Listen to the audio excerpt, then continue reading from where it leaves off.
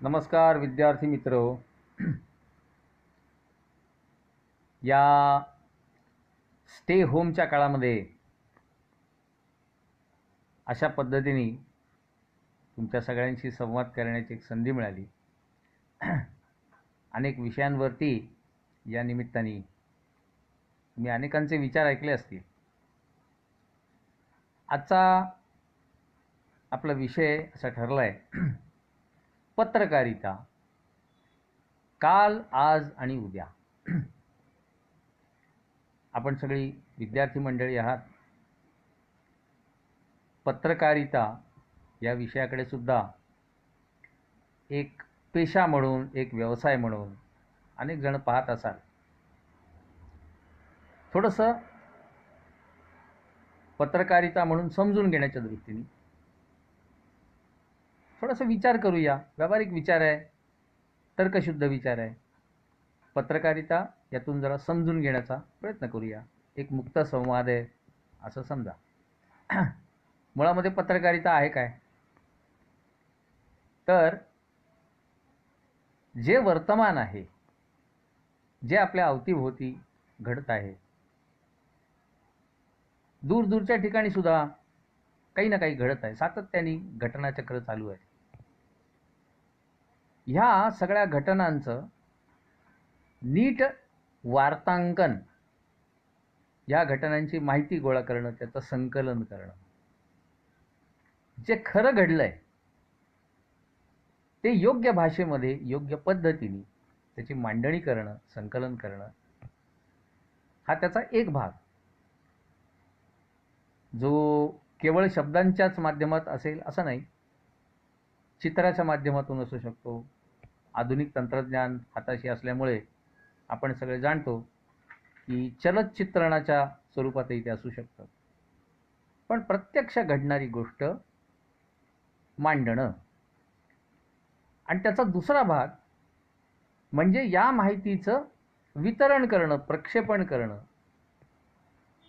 जो ही माहिती ऐकू इच्छितो, वाचू इच्छितो, जाणू इच्छितो, त्याच्यापर्यंत ती पोहोचवणं. असे त्याचे दोन भाग झाले पत्रकारितेचे. याचा उद्देश काय असला पाहिजे किंवा असतो किंवा असावा? तर सत्य सांगणं, प्रत्यक्ष काय घडलं ते सांगणं. एक कुतूहल म्हणून विचार करण्यासारखं आहे की याचा उगम कसा झाला असेल बरं पत्रकारितेचा. आज आपण पत्रकारितेचं एक विशिष्ट प्रकारचं स्वरूप पाहतो. या पूर्वीच्या काळामध्ये ती कशी असेल? प्रामुख्याने चित्रांचा उगम हा गेल्या 100-150 वर्षातला आहे. चलचित्रण तर त्याच्यानंतरच आहे. त्याच्या अगोदर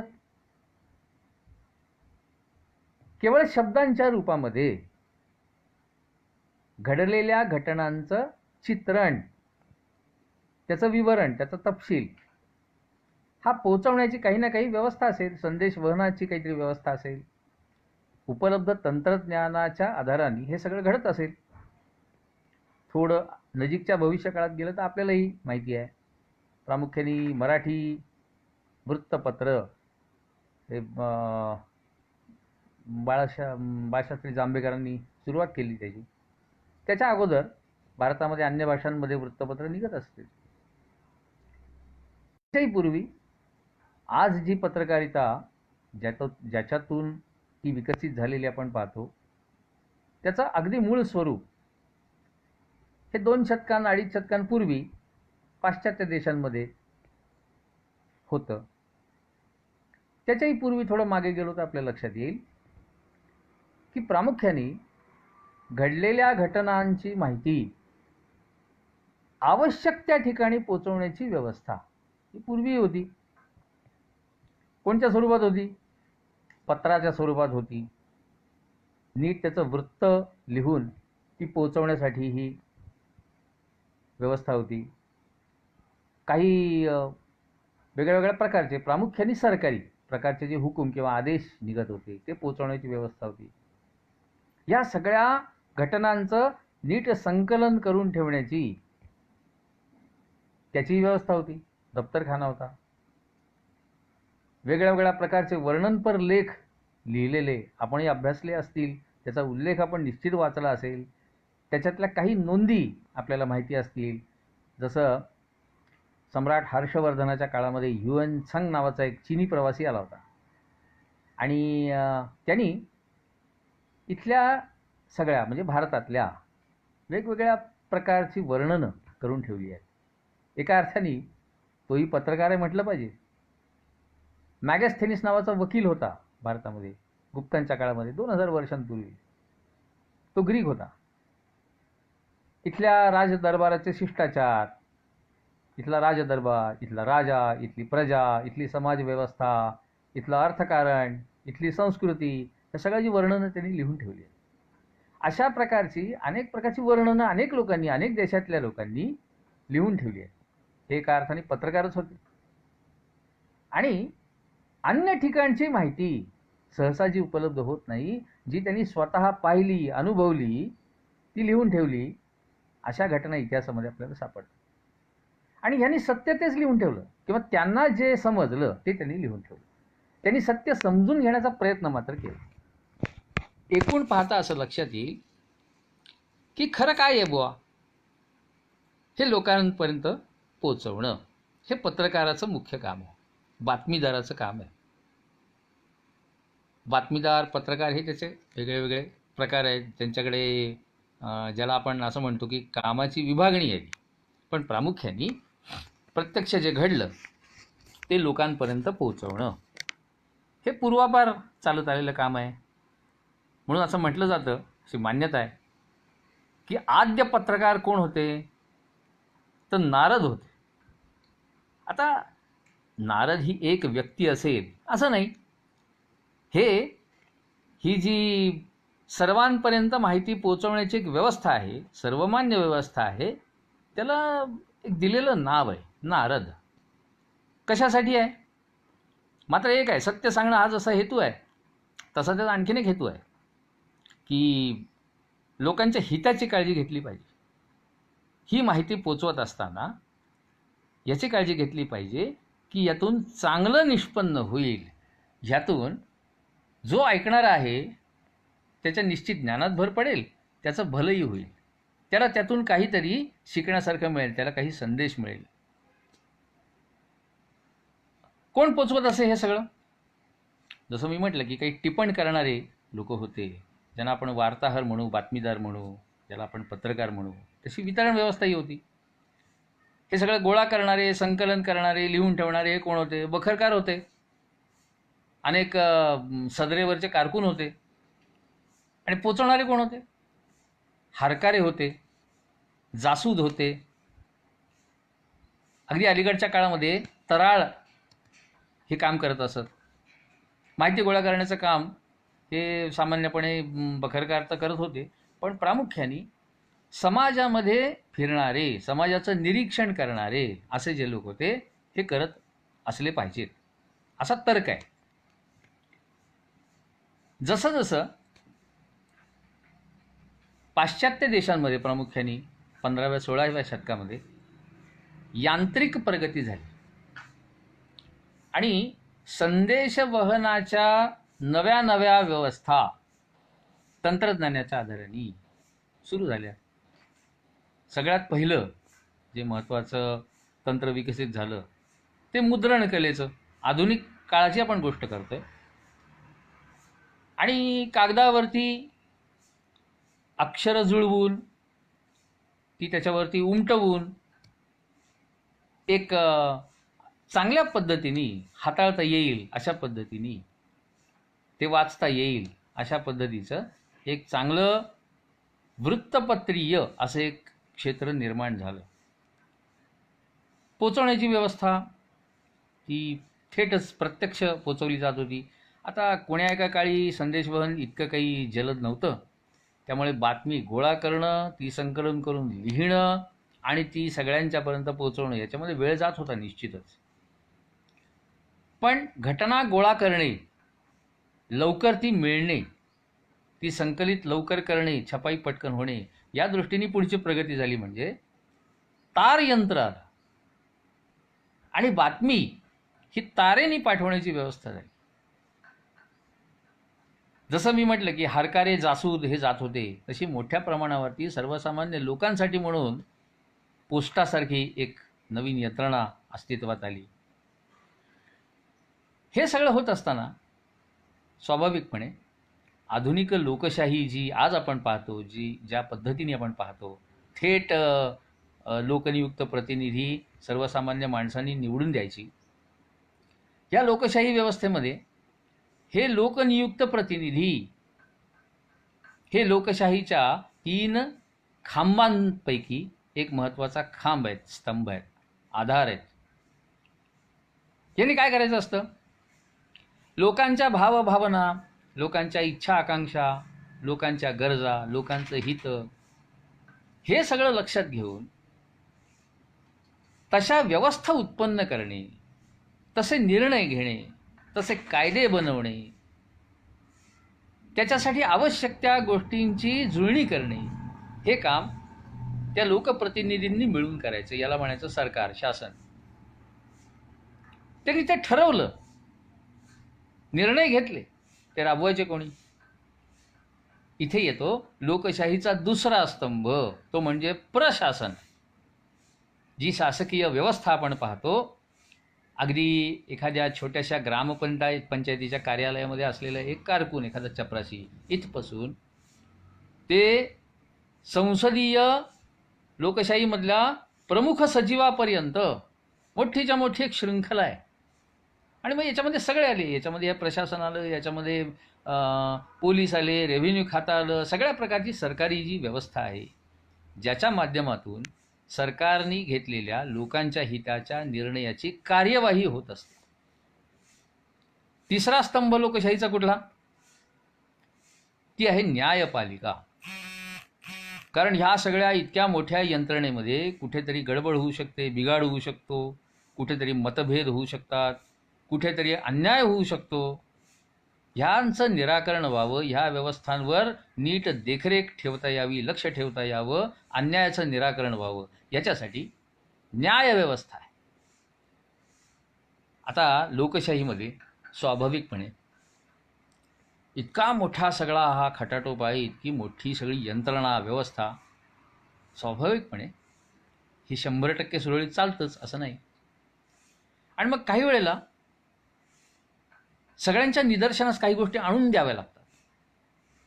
शेवटी लोकशाहीमध्ये सर्वात मोठा कोण? सर्वसामान्य माणूस. या सर्वसामान्य माणसाचा आवाज म्हणून कोणीतरी उभं राहिलं पाहिजे.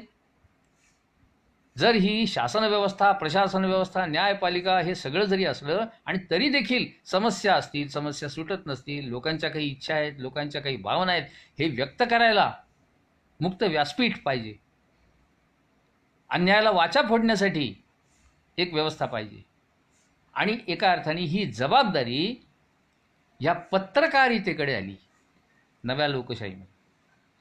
म्हणून याला लोकशाहीचा चौथा स्तंभ असं आज म्हटलं जातं. आता आज आपण पाहतो ज्या पद्धतीची पत्रकारिता आज आहे, जी सगळी व्यवस्था आहे, त्याच्यामध्ये उत्तम तंत्रज्ञान आहे, संदेशवहनाची व्यवस्था अतिशय जलद आहे, सगळं प्रगत शास्त्र आहे. त्यामुळे एक छापील प्रकारची एक पत्रकारिता, त्यांच्या वितरणाची व्यवस्था, वृत्तपत्र या स्वरूपामध्ये आपण पाहतो. नव्या पिढीला तर ते सुद्धा जुनं वाटायला लागलं असेल, मला कल्पना नाही. कारण हा जो मेन स्ट्रीम मीडिया असं म्हणतो आपण, त्याच्यापेक्षा वेगळा एक सोशल मीडिया तंत्रज्ञानामुळे जन्माला. आणि हा खऱ्या अर्थाने मला असं वाटतं, हे माझं मत आहे, की हा सर्वसामान्य माणसाचा हा खरा आवाज आहे. कारण वृत्तपत्र हे शेवटी जसं विकसित झालं हे सगळं तंत्रज्ञान, ही सगळी व्यवस्था, तसे त्याला काही मर्यादाही आल्या, त्याच्या मर्यादा लक्षातही यायला लागल्या. कारण एक सत्यान्वेषणाचा, सत्य मोठ्याने सांगण्याचा, ठासून सांगण्याचा हा मुळात जो त्याचा हेतू आहे, लोकांच्या हिताकडे प्रामाणिकपणे बघण्याचा जो त्याचा हेतू आहे, या लोकशाहीच्या 3 स्तंभांमधले जे दोष आहेत ते प्रमुखत्वाने निदर्शनास आणून द्यायचा आणि त्या निमित्ताने सुधारण्याचा असा जो एक त्याच्यामुळे वाव उत्पन्न झाला, एक संधी उत्पन्न झाली. पण कालानुरूप काही दोषही शिरले. व्यवसाय म्हणून जेव्हा त्याच्याकडे बघायला लागले लोक, तेव्हा तो एक ध्येयवादी असा पेशा न राहता तो हळूहळू धंदा व्हायला लागला, पैसे मिळवण्याचं एक साधन बनायला लागलं. आणि हे सत्य आहे, आपण आजही पाहतो. त्यामुळे ह्या चौथ्या स्तंभावर सुद्धा एक वचक पाहिजे अशी स्थिती उत्पन्न झाली. योगायोगाने त्याच काळामध्ये आत्ता आपण पाहतो सोशल मीडिया पुढे आला, अतिशय प्रभावी तो झाला आहे. माणसाचे स्वतःचे म्हणून स्वभाव असतात, स्वतःचा म्हणून दृष्टिकोन असतो,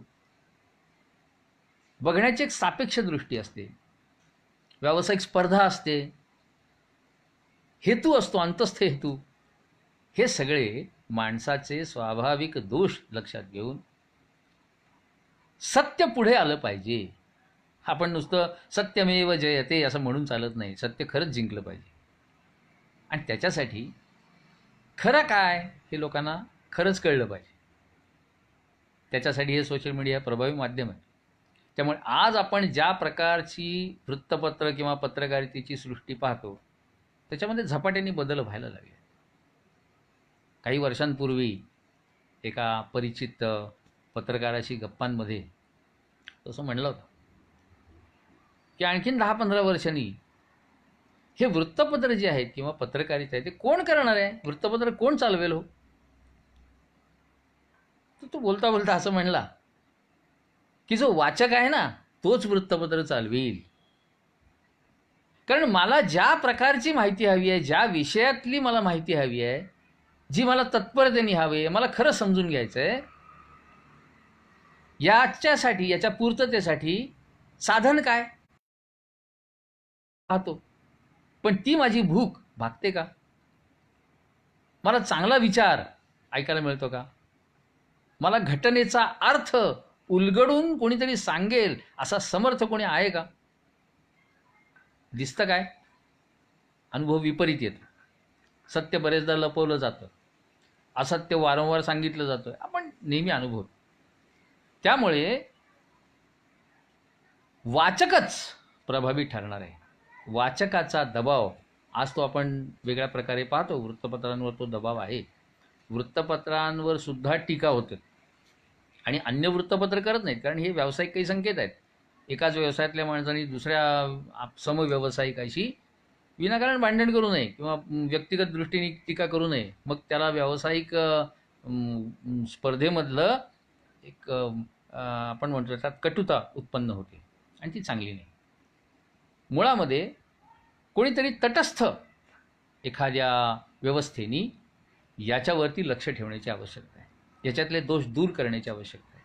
आणि मला असं वाटतं सोशल मीडिया हे ते करू शकतं. त्यामुळे स्वाभाविकपणे कालचा जो पत्रकारितेचा सगळा एक त्याचं एक चित्र होतं, त्याच्यामध्ये त्याच्या काही मर्यादा होत्या, त्यावेळेच्या ज्या गरजा होत्या त्या त्यांनी भागत होत्या. आधुनिक काळामध्ये गरजा बदलल्या, जबाबदाऱ्या बदलल्या. त्यामुळे पत्रकारितेच्या कामामध्ये भरच पडली, जबाबदारी वाढली. पुन्हा त्याच्यामध्येही दोष शिरायला लागले. मग प्रश्न असा पडतो की उद्याची पत्रकारिता कशी असेल हो? मी जसं म्हटलं की आज आपण पूर्वीच्या घटनांचा जेव्हा अभ्यास करतो, जुन्या पत्रकारितेचा जेव्हा अभ्यास करतो, तेव्हा असं लक्षात येतं की त्या मंडळींनी जे प्रत्यक्ष घडलं आणि प्रामाणिकपणे लिहून ठेवलं तो बनला इतिहास. इतिहासाची मुळात व्याख्याच अशी आहे, इतिहासीत म्हणजे असं घडलं म्हणजे इतिहास. आज पत्रकारांनी जे लिहून ठेवलंय त्याचा तौलनिक अभ्यास उद्याची पिढी करेल, परवाची पिढी करेल आणि तेव्हा लक्षात येईल की सत्याच्या बाजूनी कोण होतं, असत्याच्या बाजूनी कोण होतं. पण पत्रकारितेच्या सृष्टीमध्ये मात्र झपाट्याने बदल होतो. आणि मी जसं म्हटलं की वृत्तपत्र कोण चालवेल? वाचकच चालवेल. तसं वृत्तपत्र असेल, सोशल मीडिया असेल, न जाणं उद्या आणखीन एखादं काही तंत्रज्ञानामध्ये आणखीन काहीतरी विलक्षण बदल होतील, तंत्र बदलेल, माध्यमं बदलतील, आपल्याला काही कल्पना नाही. फार झपाट्याने, फार गतीने सगळं बदलतंय. पण सर्वसामान्य माणूसच पत्रकारिता करेल. आज त्याचं एक वेगळ्या पद्धतीचं छोट्या स्वरूपामध्ये एक स्वरूप आपण पाहतो, ते आहे नागरी पत्रकारिता, सिटिझन जर्नलिझम. सोशल मीडियामध्ये आपण पाहतो. कारण माझ्या हातामध्ये, मी एक सामान्य मनुष्य जर आहे, माझ्या हातामध्ये सुद्धा माहिती गोळा करण्याची, सत्य शोधून काढण्याची, जलद गतीने त्याचं संकलन करून, लेखन करून ती प्रेषित करण्याची ही सगळी साधनं आता माझ्या हातात आहेत. त्यामुळे सत्य लपून राहू शकत नाही. आणि सत्य जाणण्याची जिज्ञासा सर्वसामान्य माणसाला आहे. आपल्या देशामध्ये लोकशाही गेल्या 7 दशकांमध्ये हळूहळू जी विकसित झाली आपण पाहिली, सर्वसामान्य माणसाला सुद्धा सगळ्या घटनांचा अर्थ कळतो. त्या घटना नीट समजून घ्यायची त्याचीही इच्छा असते. त्याचा अर्थ लावण्याची बुद्धी क्षमता त्याच्यामध्ये आहे. दुर्दैवाने सत्य त्याच्यापर्यंत पोचत नाही. आणि हे पोचण्याची व्यवस्था सर्वसामान्य तुमच्या आमच्यासारखा मनुष्य करू शकतो. तो समर्थ आहे. इथे कोणाची बाजू घेण्याची आवश्यकता नाही, तसा विचार करण्याची आवश्यकता नाही, पक्षपातीपणाचा हा विषय नाही. एक नक्की आहे, कुठल्याही पत्रकारांनी असेल किंवा कुठल्याही सजग जागरूक नागरिकांनी असेल, कोणाची बाजू घेतली पाहिजे, कशाच्या मागे ठामपणे उभं राहिलं पाहिजे, तर ते सत्याच्या मागे उभं राहिलं पाहिजे. आणि हे सत्य जाणून घेणं, ते सर्वांपर्यंत पोचवणं, हे काम पुढच्या काळामध्ये तुमच्या आमच्यासारखा सर्वसामान्य मनुष्य करेल, जागरूक नागरिक करेल. लोकपत्रकारिता असं त्याला म्हणता येईल. लोकशाहीचा कदाचित 5वा स्तंभ म्हणून त्याला महत्त्व प्राप्त होईल. शेवटी असं आहे, मी ह्या समाजाचा एक घटक आहे आणि आपल्याकडे कुठल्याही पद्धतीची राज्यव्यवस्था असू दे, पूर्वापार चालत आली आहे. राजेशाही होती, गणराज्य होती, अप्रत्यक्ष लोकशाही होती, अप्रत्यक्ष निवडणुका होत होत्या, सगळं काही प्रयोग आपल्याकडे झालेले आहेत. परंतु सगळ्या राज्यव्यवस्थेचा हेतू अंतिमतः काय असतो आणि असलं पाहिजे? बहुजन हिताय बहुजन सुखाय. आणि हे वर्तमान सगळ्या व्यवस्थेमधनं जर घडत नसेल, त्यातून सगळ्या समस्यांचं निराकरण होत नसेल, सर्वसामान्य मनुष्य सुखी होत नसेल, त्याला सुरक्षिततेची भावना मनामध्ये उत्पन्न होत नसेल, 2 वेळेला पोट भरत नसेल, त्याला केवळ 2 वेळच्या जेवणाचीच गरज असते असं नाही, त्याला सन्मानाने जगण्याची आवश्यकता असते. एक समाज म्हणून एकसंधपणे राहण्याची त्याची ती गरज असते. आणि ह्या गरजा विद्यमान व्यवस्थांमधून जर पुऱ्या होत नसतील, भागत नसतील, तर या पत्रकारितेच्या माध्यमातून, लोकपत्रकारितेच्या माध्यमातून, सिटिझन जर्नलिझम, नागरी पत्रकारिता याच्या माध्यमातून तुमच्या आमच्यासारख्या सर्वसामान्य माणसाला समाज म्हणून विचार केला पाहिजे. स्वतःचं हित हे समाजाच्या हितामध्ये सामावलेलं आहे. त्यामुळे समाजाचं हित हे सर्वोपरी आहे हे लक्षात घेऊन सत्य पुढे आणणं ही जबाबदारी आहे हे लक्षात घेऊन सर्वसामान्य नागरिकाला पत्रकारिता करावी लागेल. आणि ती करता येणं सहज शक्य आहे आजच्या या युगामध्ये, तंत्रज्ञानामुळे म्हणा. आणि लोकांच्या आकांक्षा आता वाढल्या आहेत. भारताची लोकसंख्या जी लक्षात घेतली, साक्षरता लक्षात घेतली, तंत्रज्ञान सगळ्यांना जे आता उपलब्ध आहे हे लक्षात घेतलं, तर इतक्या मोठ्या संख्येला समाज म्हणून जगण्यासाठी ज्या गोष्टी आवश्यक आहेत त्या लोकशाहीमध्ये लोकांनीच उभ्या करायच्या असतात. तसं जनता ही स्वतःचा विचार करेल, समाज म्हणून विचार करेल, देश म्हणून विचार करेल आणि या सगळ्या गोष्टींची पुनर्रचना करेल, ज्याच्यामध्ये पत्रकारिताही आली. कदाचित आज ज्या स्वरूपामध्ये आपल्याला दैनिक, साप्ताहिक, मासिक ही सगळी पाहायला सापडतात, उद्या कदाचित दिसणार नाहीत. एखादी पर्यायी व्यवस्था उभी राहील आणि काल घडलेली गोष्ट मला आज जी कळते, खऱ्या अर्थाने मी कालचा जो इतिहास आहे तो आज वाचतो पेपरमध्ये, पण तंत्रज्ञानामुळे आत्ता घडलेली घटना मला आत्ताच्या आत्ता पाहता येऊ शकते. असं तंत्रज्ञान उपलब्ध आहे. म्हणजे आम्ही एखाद्या क्रिकेट मॅचचा लाईव्ह टेलिकास्ट पाहतो, तो सुद्धा आम्ही 2 मिनिटांनी पाहत असतो. एवढा सुद्धा अवधी लागणार नाही. प्रत्यक्ष घडताना आम्ही त्याच सेकंदाला बरहुकूम आम्ही ती घटना पाहू शकतो. असं तंत्रज्ञान विकसित होत आहे. त्यामुळे सत्य फार काळ लपून राहू शकत नाही, त्याला लपून ठेवता येत नाही. सत्याचा गुणधर्म आहे प्रकट होणं. सत्य हे सूर्यासारखं आहे, सूर्यप्रकाशासारखं आहे. तो उगवणारच, किती झाकून ठेवा. तसं त्याला ग्रहण जे लागतं ते फार थोडा काळ लागतो. फार मोठ्या काळासाठी सूर्याला झाकून ठेवता येत नाही. तसंच सत्याचं आहे. आणि पुरेसा आता सत्याला झाकून ठेवण्याचा कार्यक्रम झाला आहे. तो पुढच्या काळामध्ये सर्वसामान्य माणूस पत्रकार बनून, नागरी पत्रकार बनून, लोकपत्रकार बनून ही पत्रकारिता पुढे चालवेल. पत्रकारितेची जी अनेक वर्षांची, अनेक पिढ्यांची परंपरा आहे ती तशीच वेगळ्या स्वरूपामध्ये पुढे चालू राहील. जगभर हिंडून माहिती, आवश्यक ती माहिती आवश्यक त्या व्यक्तींपर्यंत पोहोचवण्याचं काम करणारा आद्य पत्रकार नारद, याचीच ती परंपरा आहे. ही आपणच सगळ्यांनी पुढच्या काळामध्ये विकसित करायची आहे, वाढवायची आहे आणि पुढे न्यायची आहे. सत्याची कास मात्र सोडायची नाही आहे. अनुभवाच्या आधाराने मी गेली जवळजवळ 15-1 वर्षापेक्षा जास्त पत्रकारितेमध्ये आहे. मला जे जाणवलं, मला जे समजलं, मी जे करत आलो आणि त्यातून मला जे शिकायला मिळालं, या अनुभवांच्या आधारावरती आपल्याशी पत्रकारिता काल, आज आणि उद्या या विषयावरती संवाद करण्याचा एक छोटासा प्रयत्न केला. हा विषय मोठा आहे. या क्षेत्रामध्ये ज्ञानी माणसं, अनुभवी माणसं पुष्कळ आहेत.